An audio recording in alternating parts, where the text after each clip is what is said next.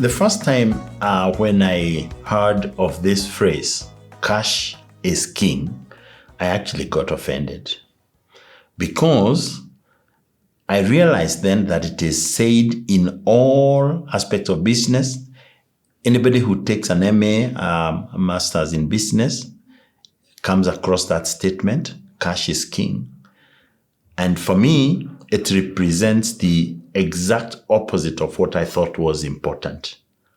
I thought that my profession, at that time I was working as a writer, I thought my profession was more important than money. And when shortly afterwards, somebody was hired in our own organization and was paid a lot more money than me because they were responsible for bringing in cash, marketing, I confronted my boss and I asked him, why is it that this guy who is only selling should be paid more than me, who is doing all the writing?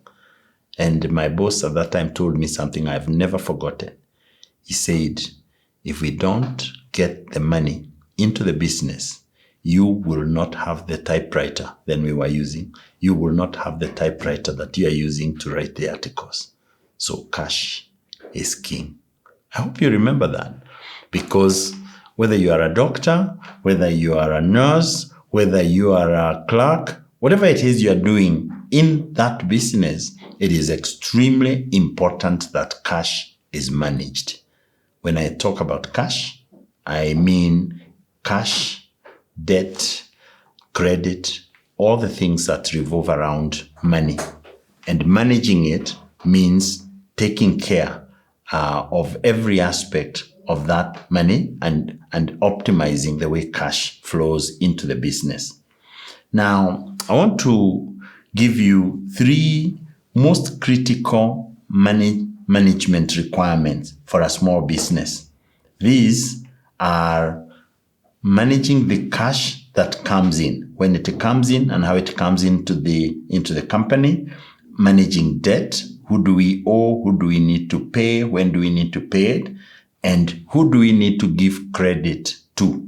That means to allow to make a payment after that we have provided the services. Because in the process of providing the services, you will spend money, but you will not be paid until the date that you have agreed with the person.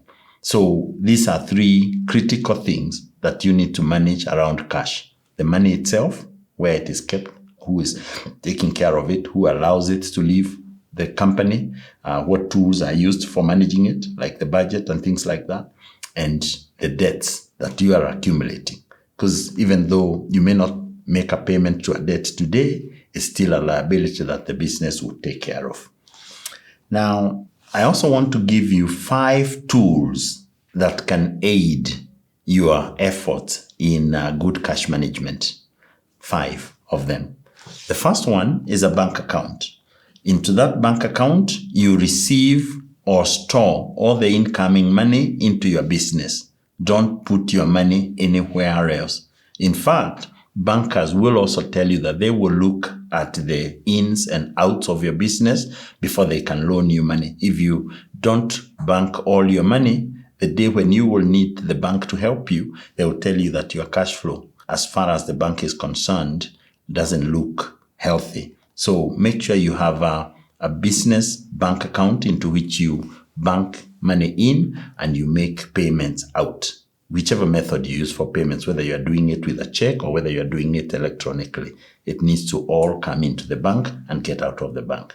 The second one is the budget, which we have talked about in another session, that it is a preset list of all the payments that need to be made out by the company from the income that is coming in. If you have got multiple sets of income, you also need to budget the income and manage it by, for example, saying that we normally expect this amount of money to come from a rental, this amount of money from our services, and you can figure out how to optimize each one of them. The third item is to make sure that you have a debt and credit policy, which is a determination to ensure that the business can only borrow sparingly and extend credit sparingly based on some rules that you have determined will be applied before you can give credit or before you can borrow money.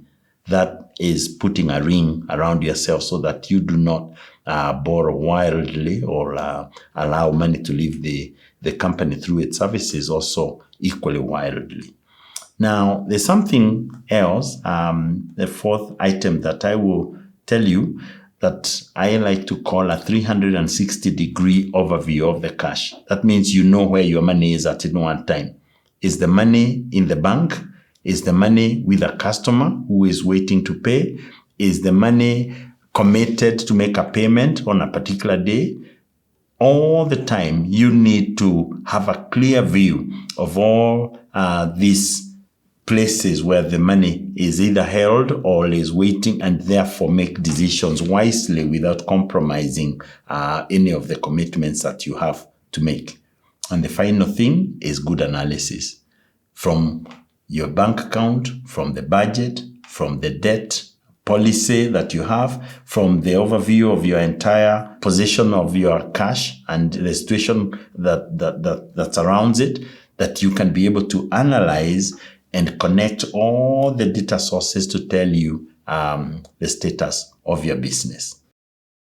We have learned that you need to have a good mechanism of managing cash, debt, and credit. And to do it, you need to follow the 5 principles that we have talked about: a bank account, a budget, a debt policy, which is also a credit policy, an overview, a clear overview of all your cash, and good analysis.